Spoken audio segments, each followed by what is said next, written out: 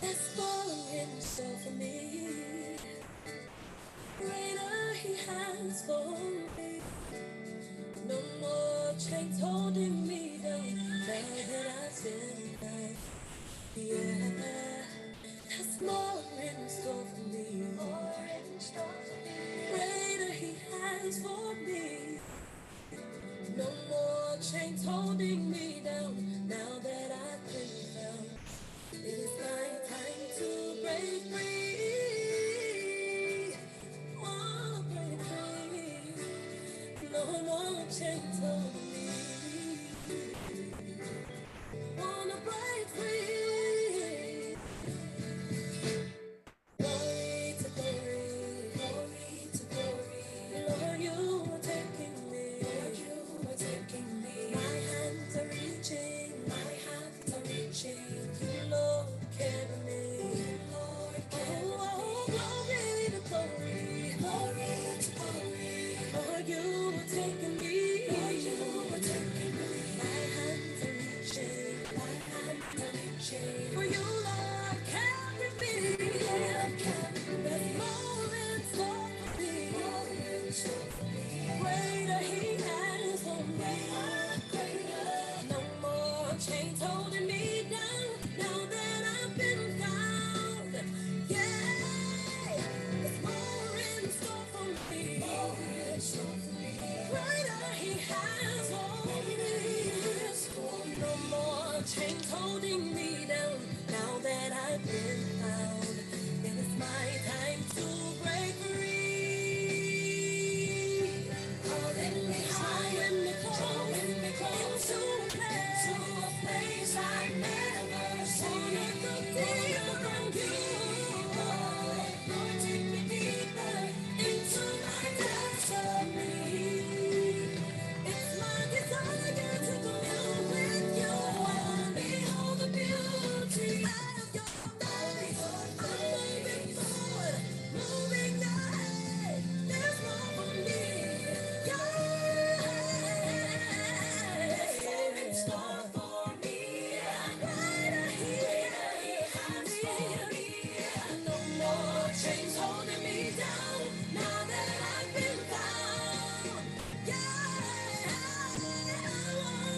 wanna break free, break free. I wanna break free, break free. I wanna break free, break free. Say oh, say oh, I wanna break free, break free. I wanna break free, break free. No more chains, wanna take me.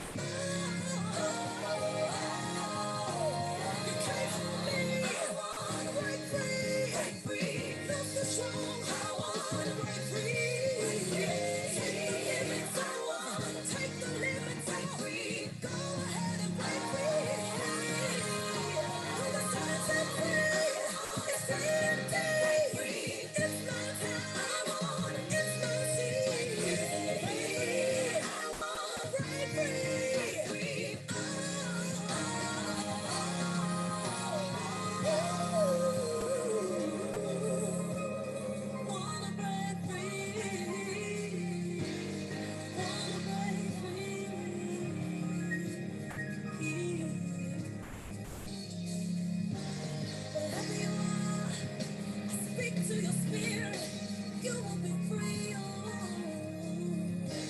Spirit of suicide, break free. Spirit of depression, break free. Spirit of oppression, break free. No self-esteem, no confidence. You will be free, break free.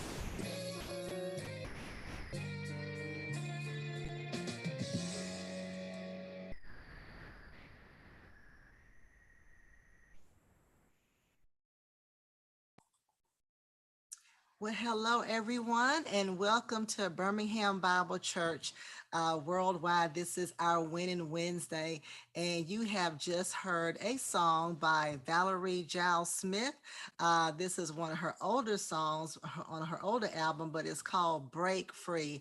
And what a befitting song! Just listening to the words to that song just really reminds you of how God has more in store for you.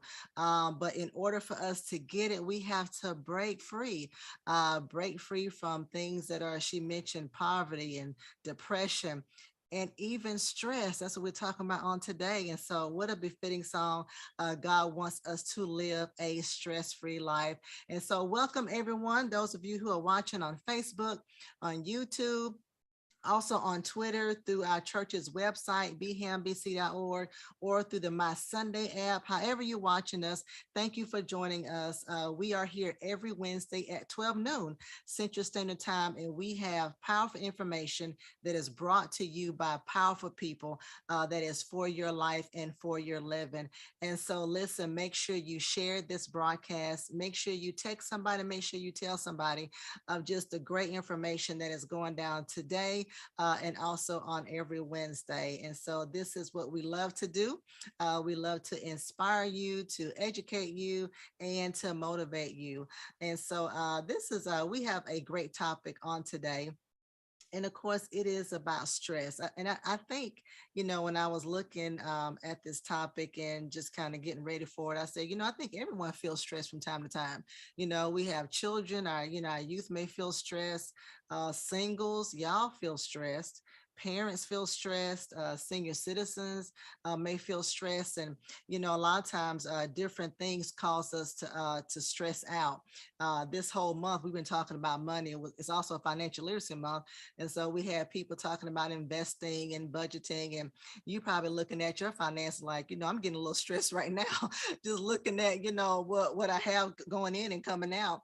But, some stress is good.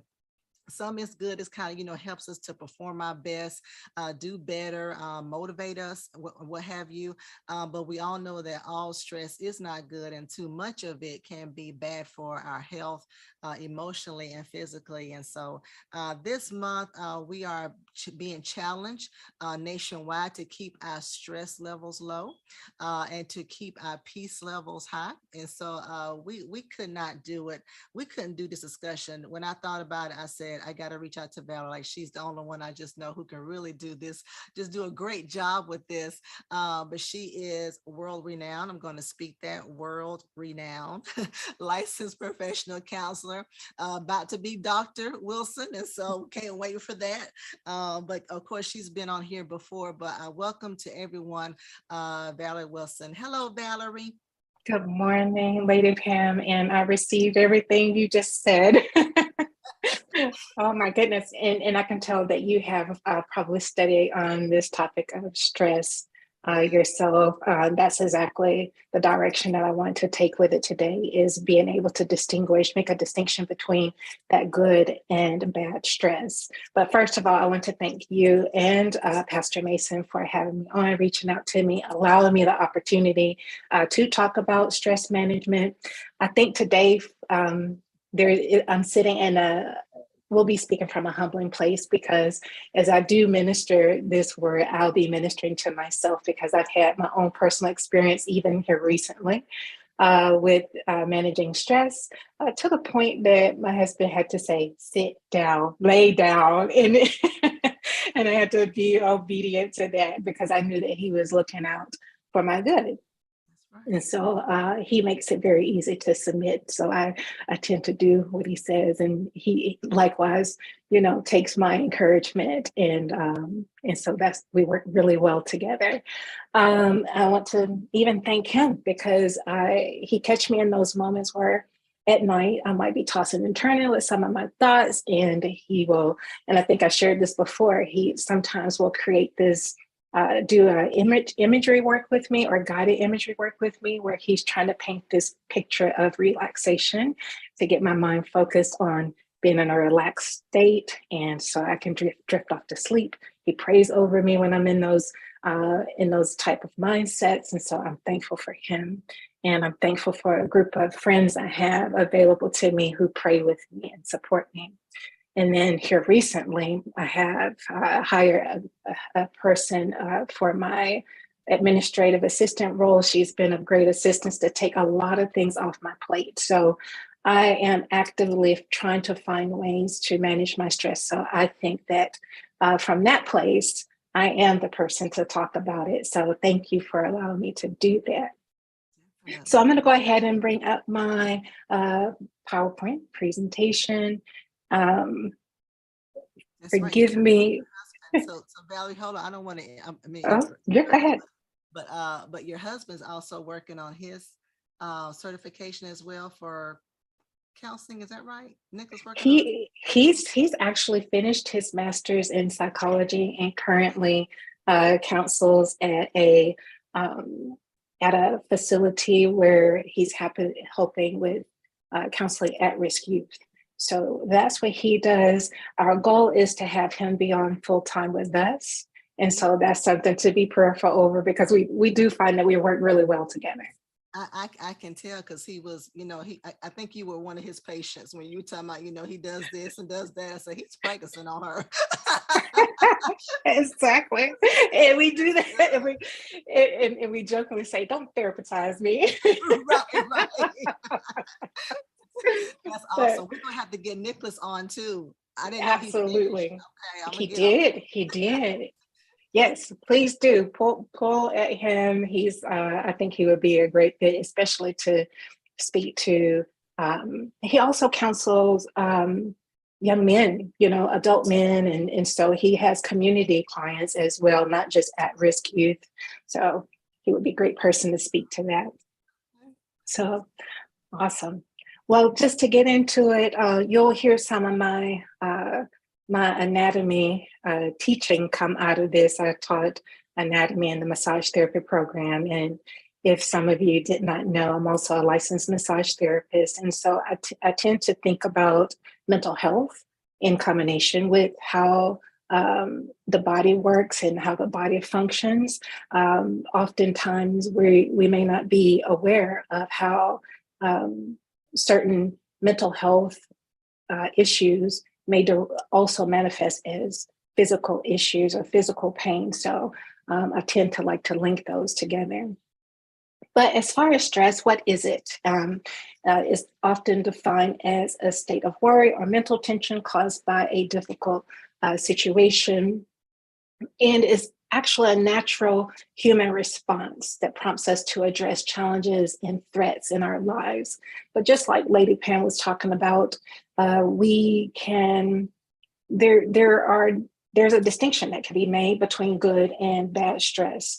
Bad stress might be a perceived or anticipated threat, whereas good stress will be a response to a real threat. And so I want you to kind of take a moment to imagine, like, if you were in a close call to having a car accident, and, everything came into play, whether it was your body tensing or whether it was your heartbeat escalating, whether it was, your eyes widening. In those moments, stress is good because it helps you to avoid a situation that could be very impactful and to your health, to your physical body.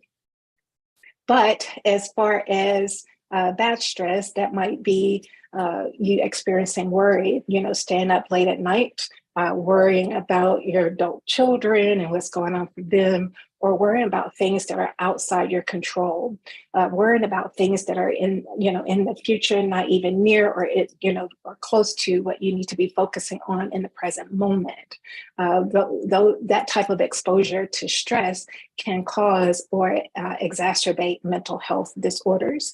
And so that's why I want to help you to make a distinction about the types of stress and how to manage that. So how does stress affect us? Stress affects both the mind and the body. A little bit of stress can be good and can help us to perform daily, but too much stress can cause physical and mental health problems. I want you to take for a moment, put some examples in here from scripture where Elijah was threatened. His life was threatened by Jezebel after the prophets of Baal was killed in 1 King chapter 19. Scripture says he was afraid and he fled. In that moment, he was really trying to escape a real threat. Judge his decision, good or bad. That's not what I'm dealing with. But he received a direct threat from Jezebel, and that's what he was attempting to flee from. Now, the body that's as if like you're being chased by a dog, like I said, or if you imagine being in a close call with a car accident or a perceived threat as you were, about to have a car accident. And so as he was getting away from Jezebel, if in fact he was able to experience some sense of calm once he created some distance between he and Jezebel, then I would say that his stress level, he probably managed his stress level well. But if he escaped Jezebel and he continued to worry and worry and worry, that now we're talking about him being exposed to long-term stress hormones. And when we're exposed to long-term stress hormones, that is what can create some problems for our mental health and our physical body. I want you to also think about King Saul, when he decided to disobey God in chapter 15 of 1 Samuel, and then God caused a tormenting spirit to come upon him that ultimately led to depression and fear for him in 1 Samuel chapter 16. There's a difference here between Elijah, who is escaping a real threat, and then Saul, who was really worried about the consequences of what his actions. So the consequences of his actions is what he was worried about. So Elijah's stress, in the sense that he was trying to get away from Jezebel, I would say, was a real threat, and it was probably healthy for him to get away and get some distance between them. But for King Saul, his exposure to stress and over a long period exacerbated a mental health disorder. So I just wanted to put that into context for you as we look at this. So when we consider what body, what systems in the body stress, tends to travel, I often point to the autonomic nervous system, which houses or is divided into two nervous system, which is sympathetic nervous system and parasympathetic nervous system. And so when the body is stressed, the sympathetic nervous system contribute to what is known as the fight or flight response. And that's when the body shifts its energy resources toward fighting off a life threat that is a real threat or fleeing from an enemy. And so the adrenal glands are responsible, which are just situated above the kidney. The adrenal glands are responsible for releasing hormones called adrenaline and cortisol.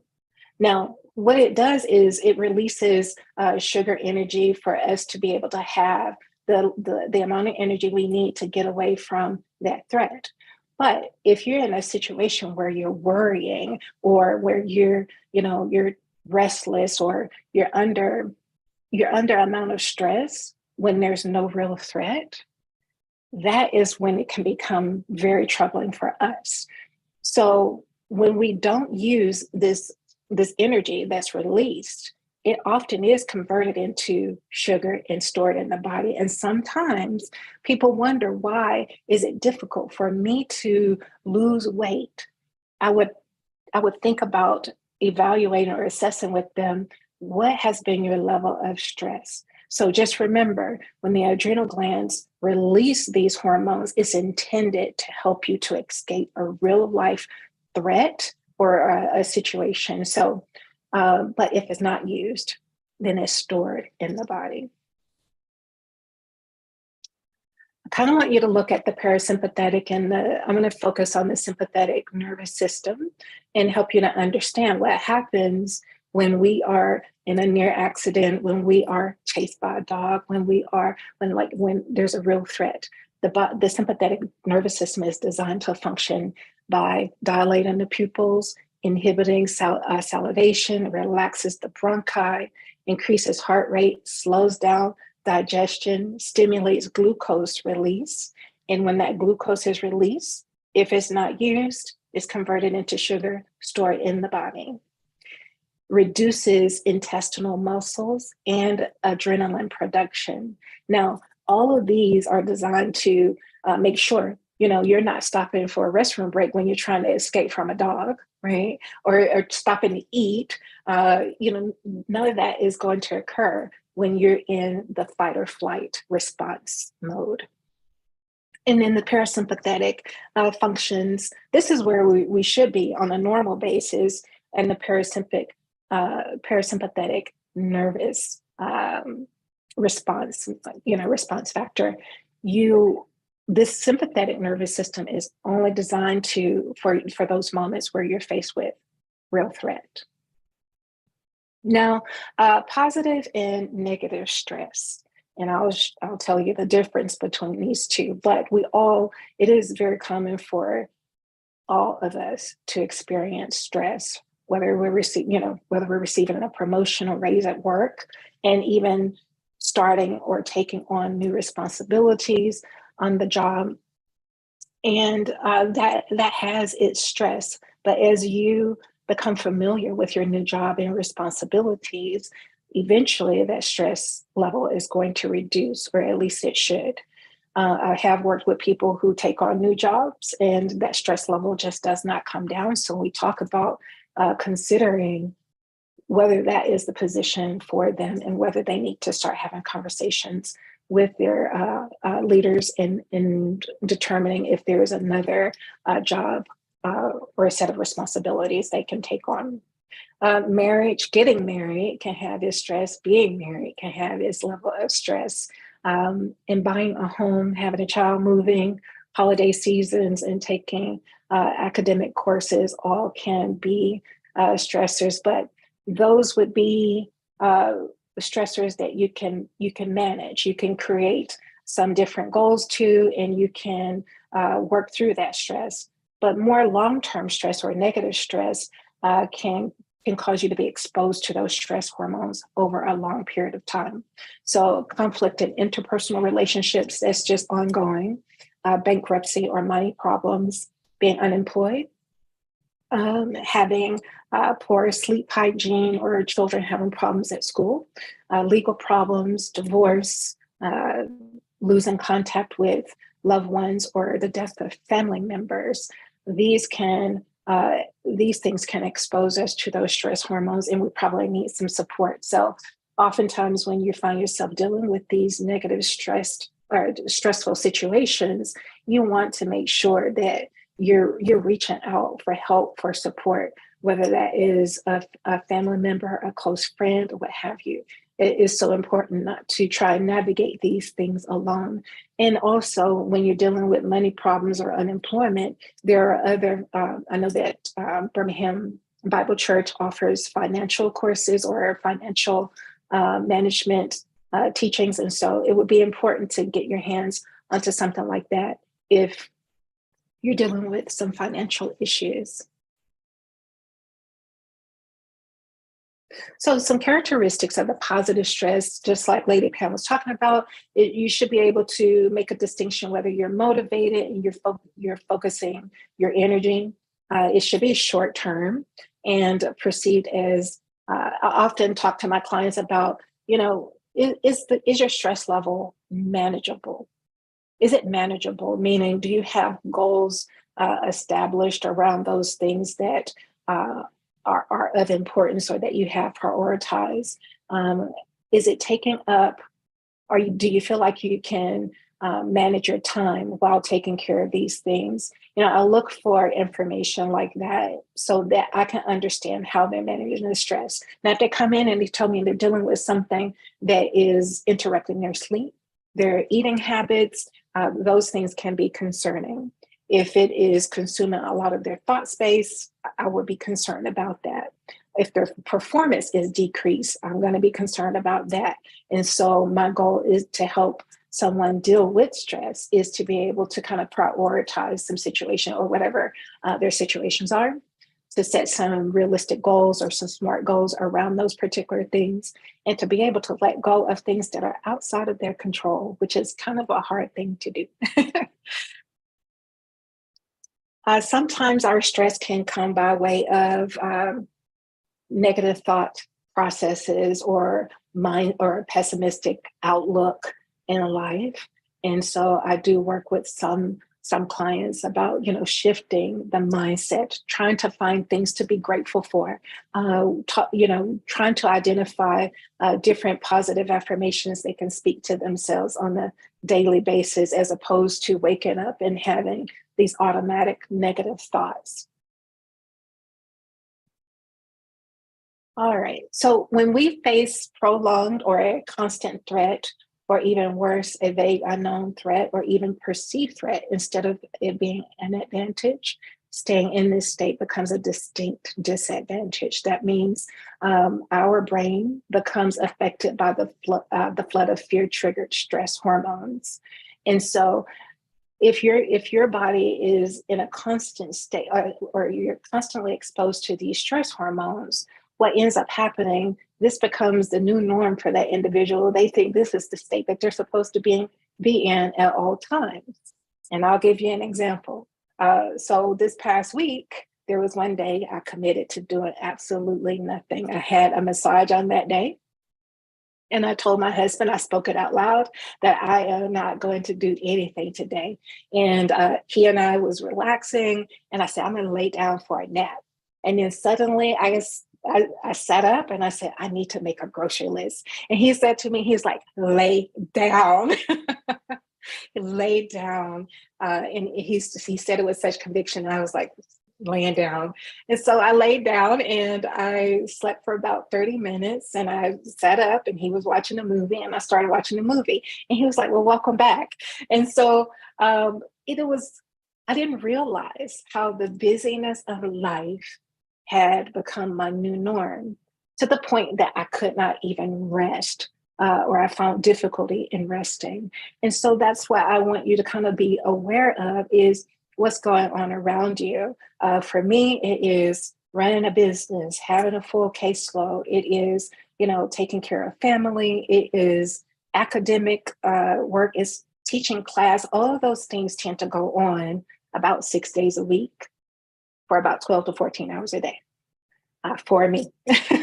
And so while I am intentional about doing self-care, I have to also, while doing self-care, be intentional about not thinking about those things that I have to take care of outside of doing self-care. So I'm really trying to be intentional about staying in that moment when I'm doing self-care. But it's become quite of a challenge. And honestly, this kind of snuck up on me subtly. And so being aware of, if you're able to really take some time away from life and unplug, even if it's to decompress for 20, 30 minutes a day, try to help your body to adjust to not having to be involved with a lot of things all day. Hey, Valerie, I love that idea. And we do that at the Yeah. house. We'll take Yeah. a day where we're not going to do anything. But I have to, I guess, prioritize my time, because then the next day I'm like, oh, I just feel like I'm behind. And then I'm stressed. So I need to, right. Okay. That's To-do list. To-do list. Okay. All right. I'm gonna let you know. I did not put that on my slide, but I'm very much like that. Like, Yeah. the next day, if I don't have anything written down, I would get really anxious about how much I have to do. But as long as I have my to-do list, I can go follow that step by step, because I've already prioritized my day. And that way, having that to-do list, set it aside, I can just really focus on self-care. Yeah. That's good. Yeah, thank you for bringing that up. That was really good. All right, so here are some warning signs that you might be in danger of having some mental health disorders show up for you. And that is if you're noticing mood swings, irritability, angry outbursts, restlessness, difficulty sleeping, loss of appetite, binge eating, headaches, muscle tension, anxiety, difficulty in focusing. And so I'm going to take you back to that moment, have you to imagine, because I think we've all been in a situation where we had these close calls and an accident, right? But I want you to think about not only how you tense up, whether that's tightening your hand around the wheel, whether that is pressing ever so hard into the brake just to keep from hitting someone, whether that is to you stop breathing. Imagine that, because you do, right? Because you're in a very stressful moment. Now I want you to imagine what it's like when you're out of that situation and you're back on the road, right? And you're relaxing all of these things that have tightening up, even your thighs, your glutes, those things tighten up. But once you're out of that threatening situation, you tend to relax and you breathe, right? And you might say a few choice words. I'm not sure how y'all do it, but but you're out of that moment.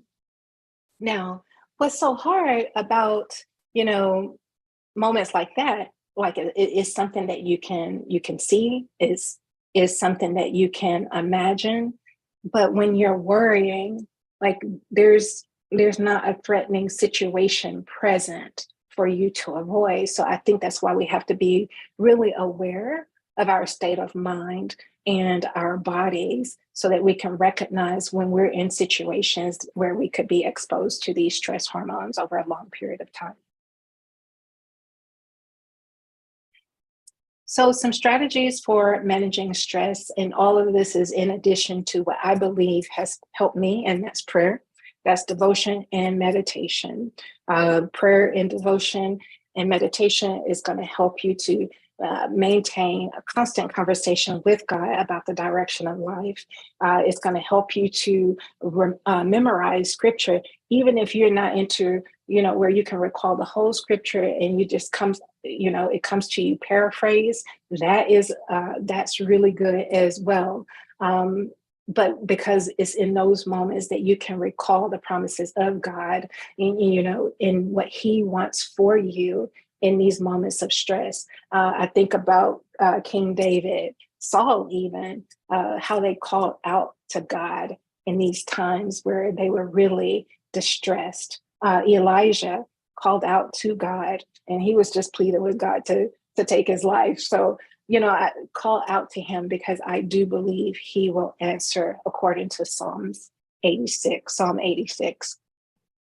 But in addition to that, you want to keep now, these like prayer, devotion, and meditation is helpful, but you also have to be actively involved with making sure that you are intentional about organizing your life to pursue after the peace that God desires for you. So keeping a daily routine, organizing your day. Lady Pam and I was just talking about it. You don't want to enter into a day where things seem so disorganized, or you don't know exactly where to start, because that does create a lot of anxiety and stress.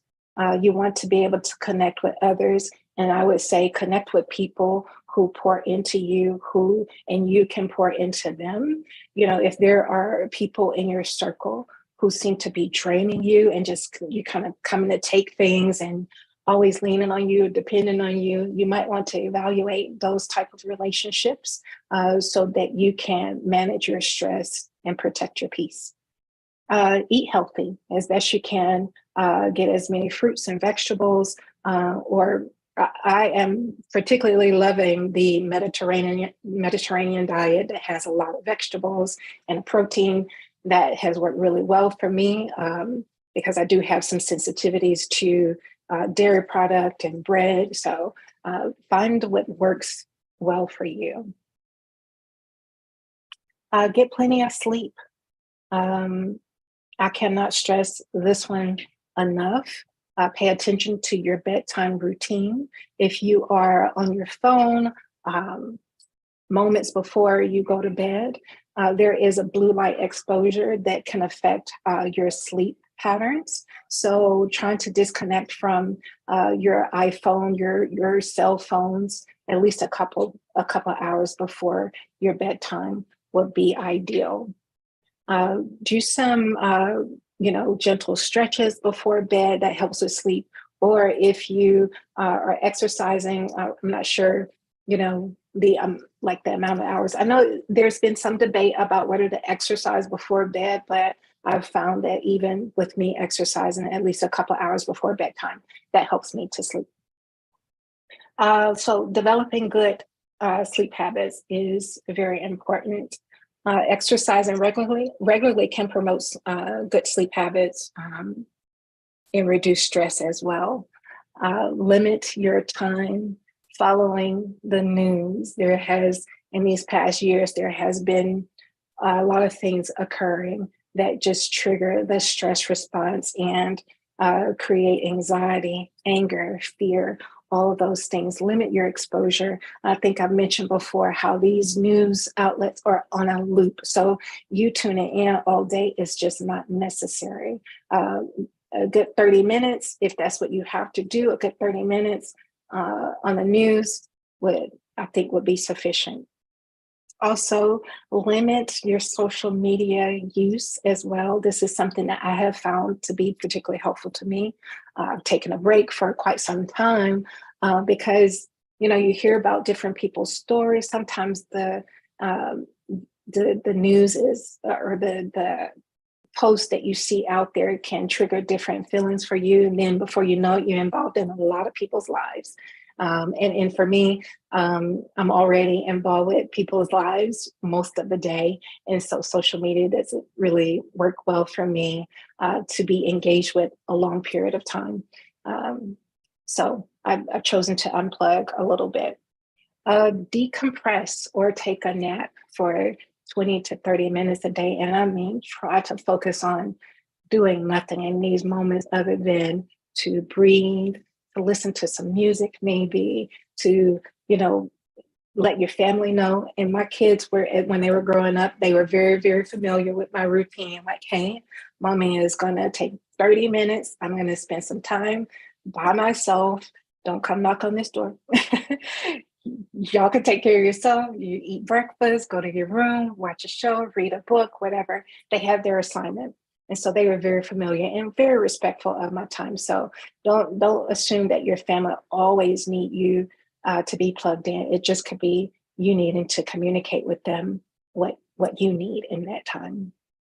So developing breathing and relaxation techniques. This is something I had to address with many of my massage clients. Many of us have, I think, taken for granted the breath that God has put in our body. Sometimes we're in the mode of breathing in shallow breaths and not recognize that. But if you ever gone through any training as for music or singing or anything of that nature, typically they have you to focus on your breathing and to do diaphragm breathing. And that is so important. If you're not in that, if you're not exposed to singing or having a voice coach, I tell people to go and watch an infant breathe, right? Infants retaught me how to breathe. So just watching a newborn baby breathe, you can see their stomachs rise and fall effortlessly. And that retaught me how to breathe because I absolutely love being around babies.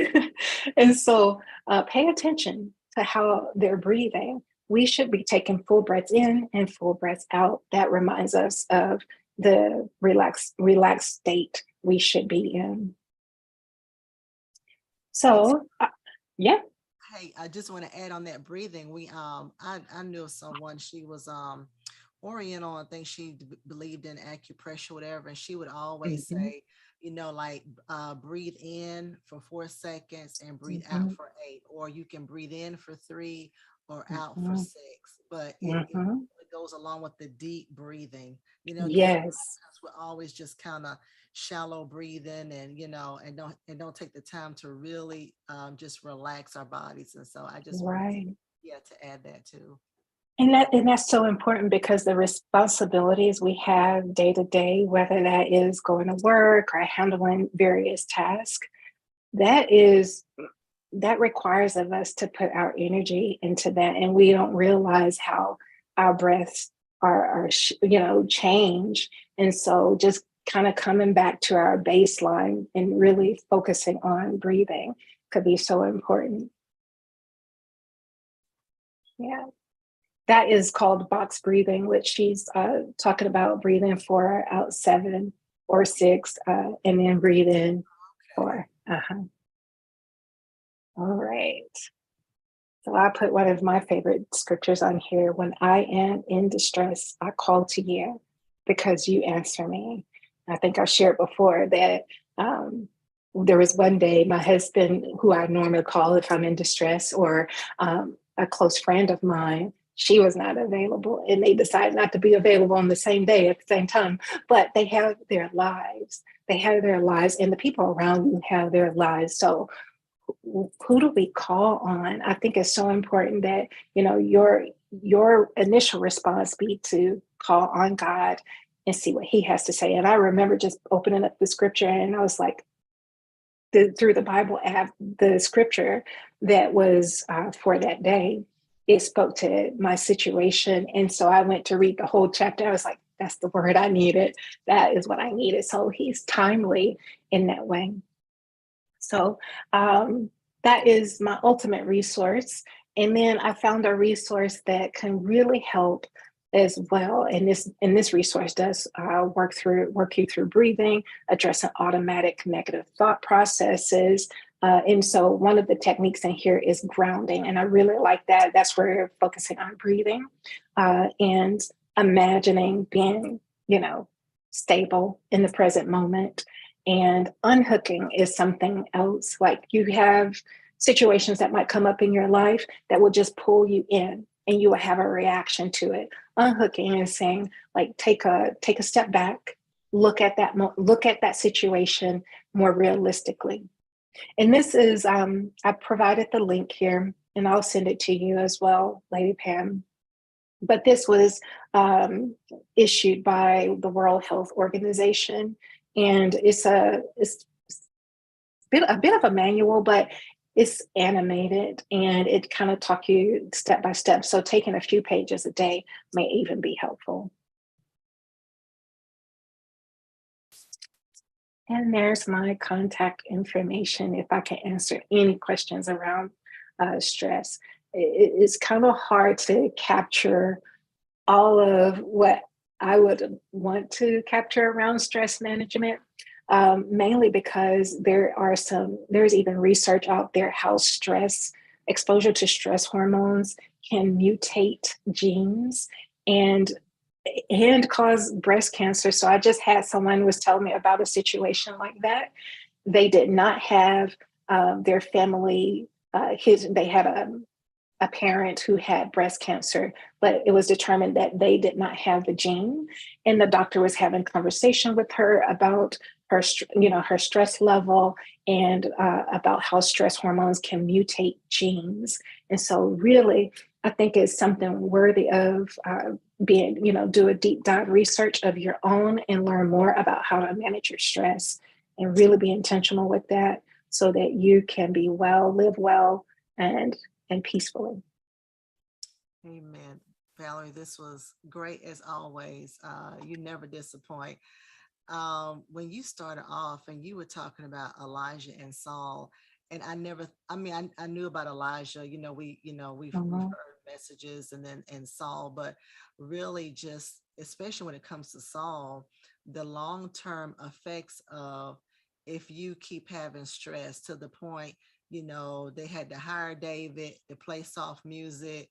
Mhm. Saul out there trying to kill people. I mean, he's just going crazy. He's like a Yes. madman, and Yes. that's just how it just affected him mentally. But never thought about it in the aspect of mental health.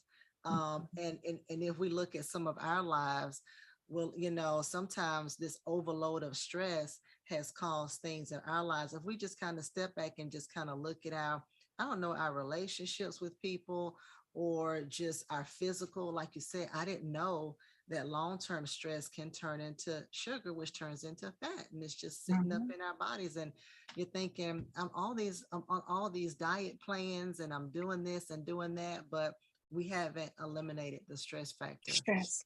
Hmm. Hmm. I didn't know that. Yeah, Absolutely. yeah. Yeah. Yeah. And then even I'm thinking, and maybe this is a question you can answer. How can we, because you gave some great strategies, how can we, a lot of times we have unexpected stressors. So I'll Hmm. give myself, for example, one morning we were getting ready to have the prayer room call. So I go into the living room, like, why is all this water on the floor? Like it's just puddles and puddles of water. And the hot water heater had busted, I guess, in the middle of the night. All this Wow. water is everywhere. And that was unexpected. And so me and my husband, we have this thing where I said, well, we wanted to get the carpet clean, because we try to find something positive. But how do Right. you handle those stressors of, you go into your car and it don't crank, and you're like Yeah. late for a meeting? I mean, how do people handle those Yeah. unexpected things? I think that, and I've had some of those experiences too. And my ultimate concern is, how will other people be affected? Yeah. That is my ultimate concern.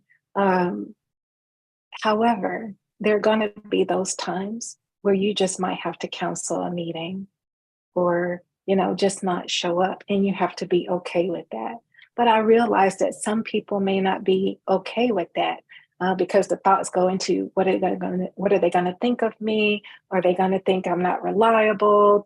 So then it turns into an attack on you, when it's not that. Life happens, and we're not going to be able to show up in some ways that we really want to. I think the intentions there is good, but sometimes life will show up and throw things at us, and we're not able to follow through with those things.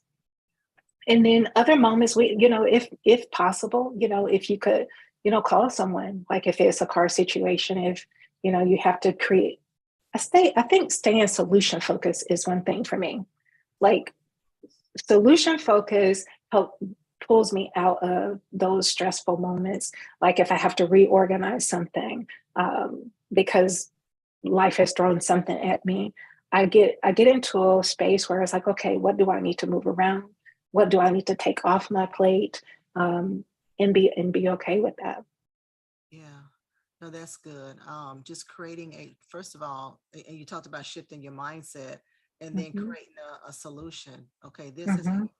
So what are we going to do? You got to come up Right. with so that's good. Yeah. A lot of these things, And go ahead. I think what I can appreciate about what you and Pastor Mason did is that you found something positive in that situation.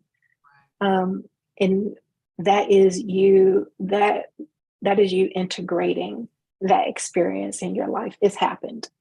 Sometimes people resist those moments. I can't believe this is happening to me. Right, Yeah. right. So I think that's another thing, is just, you know, finding ways to just embrace that moment, because it's happening. It's not gonna change really. But resisting it, saying this should not be happening, or trying to avoid that situation, only gonna make it worse. Yeah. And I think, also what I get from what you're saying is, and I'm thinking in terms of being a parent, Hmm. making sure that I'm not creating stress on my children, Hmm. and I know if there's some parents, and the child may or may not be asking for it, but they're just in so many activities, and they got school and they got all these activities just year round. And when does that child have just time to just kind of rest and just Hmm. parents, it's okay if your child watches TV or just kind of, just sit around not Hmm. doing anything, you know, uh, Hmm.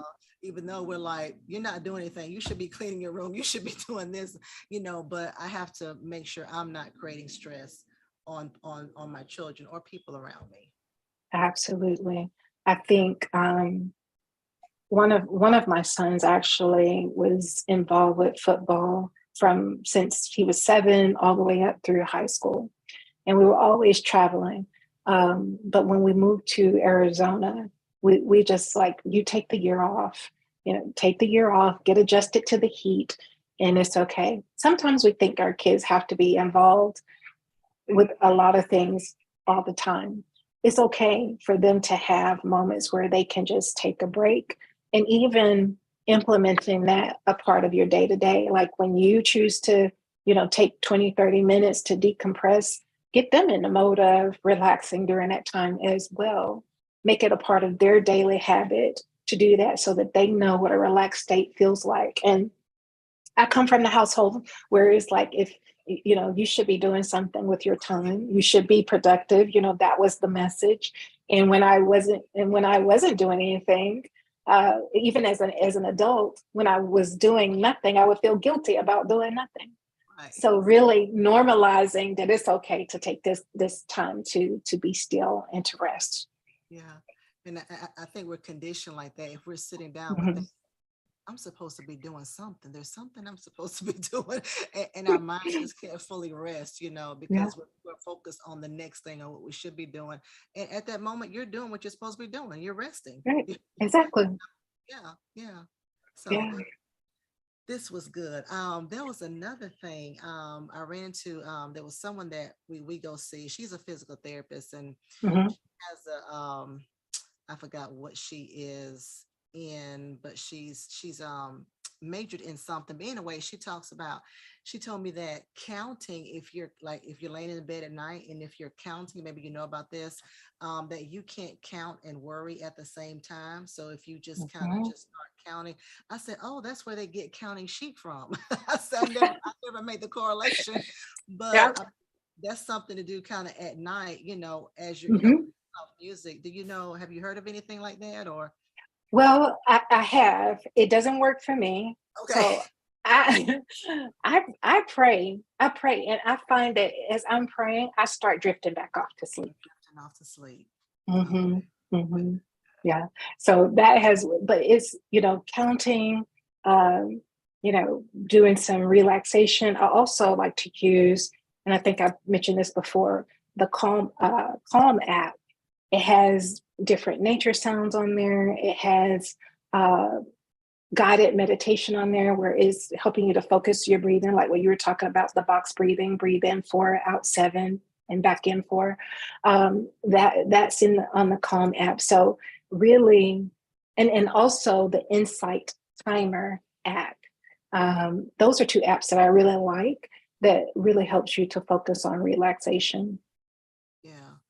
Um, and I think this is my last thing I'm gonna say, and a question I have to ask. So you talked a lot, about strategies for managing stress, Mhm. and I was sitting there thinking, because a lot of times when a person is stressed, there's two ways they can respond. They can either, do these wonderful strategies, and then some people, they go to the negative, they cope negatively. Can you just kind of talk to our audience about the ramifications and maybe some things you have seen that people have done that's something negative that they have done in response to stress? Yeah, so you're right. And I often do point out the direction either, you can react or respond to the Mhm. situation. Reacting uh, involves more of your emotions, and you're allowing those emotions to drive that that situation or how you view that situation. Whereas responding is you're looking at that situation and you're kind of doing some self check-in with yourself. What is it about this situation that's not working for me? How am I feeling about it? Is there anything for me to do? If you determine that there is nothing for you to do, it's about moving towards letting go of that situation that you might not have control over. But the ramifications of uh, going in this way of reacting can create this behavioral pattern in you where it sounds like you might be complaining all the time, or you have this pessimistic outlook, and you can't find hope in anything. And then ultimately these things that you're telling yourself, begin to affect your mood.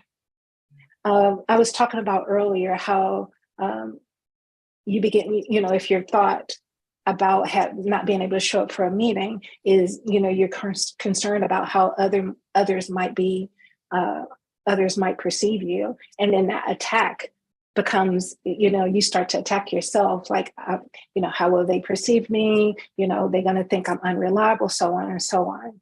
Well, when you're in that mindset, think about how that affects your mood when you're talking that way to yourself. It brings your mood down. And so the opposite could be more effective is I'm saying, well, I really intended to show up at that meeting. It's unfortunate that I can't make it.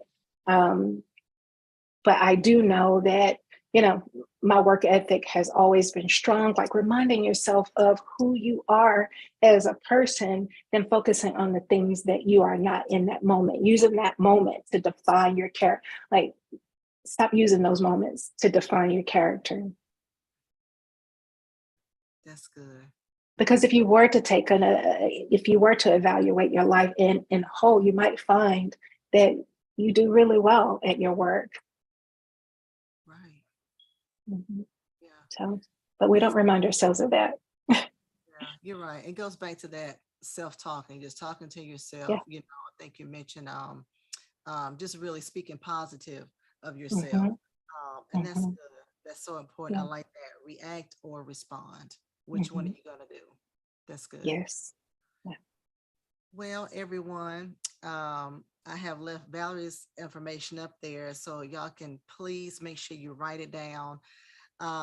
Send her an email. She's got an email information up there, website information, office information. As you can see, this has just been one universal social media just session on today. So I know this was very helpful to all of our listeners, all of our viewers. Thank you so much, Valerie. I'm gonna remind people just of a few announcements that we have coming up, and then Valerie, I want you to, of course, give us some takeaways as far as what we need to do pertaining to stress. Don't forget, guys, tomorrow is our small group. We are experiencing God in a whole new way, learning the will of God and knowing the will of God is what we've been talking about for the past, I think, 11 weeks. And so if you want to join it, it is totally fine. It's awesome. Send us an email at ladypam@tcowi.org so that you can get plugged in. I can send you the Zoom information. Sunday, we are spring cleaning. Pastor Mason is continuing the series on spring cleaning, and we are learning there are some things we need to get rid of our lives. Just like we need to get rid of things in our homes, we need to get rid of some things in our lives, in our minds. And so, listen, you don't want to miss this Sunday as we continue to get rid of some of those things. Our prayer room call, of course, is every Monday and Wednesday and Friday, Monday, Wednesday, and Friday. And so, please join us for that. Of course, we have a study in the scriptures every Tuesday at 7:00 p.m. Central Standard Time. Join us for that as well. A lot of great things going on at BBC. Don't forget our spiritual renewal retreat, which is going to be June 23rd through 25th. Change of venue is going to be at C.W. Hayes School. Also, the cost is $100 per person, 100 per person. And so you can't beat that. It's 5 great sessions, includes your meals, includes your snacks. And so we're going to have a great time that weekend. Go to our website to register at bhambc.org. So that's all I have for our announcements. Valerie, thank you so much for joining us here on today. Thoroughly enjoyed it. Social media, make sure you share this information with someone. Make sure you go back and watch it. Some of you couldn't watch it at 12 noon. So listen, and so go back and watch it when you get off. Watch it as you're driving home from work. That's when you need it. All these road ragers and stuff, and I people know. in a hurry. They're in a hurry nowadays. I'm like, what's the big hurry? So listen, go back and do that. Miss Valerie, anything you want to leave with our viewers? Yeah. If I had to sum up today, is be kind to yourself. Yeah. As much as you extend grace to others when life is thrown at someone else, as much grace that you extend to them, as much kindness as that you extend to them, be willing to extend that to yourself. I want you to maybe even evaluate the community that you're, or a group of people that you're keeping company with, because it may be that you need to make some changes to protect your peace, to manage your stress. You don't have to be involved in everyone's life. I hear that so vividly, that maybe we have our hands in a lot of things and is causing us to be super busy and unable to take care of ourselves as needed. And then I think finally, I would say, look for, in your stressful situations, look for what God is trying to show you. I have often found like these nuggets of wisdom that God is trying to show me in certain situations, when I was in a space to just resist it. Like, I don't have time for this right now, Lord.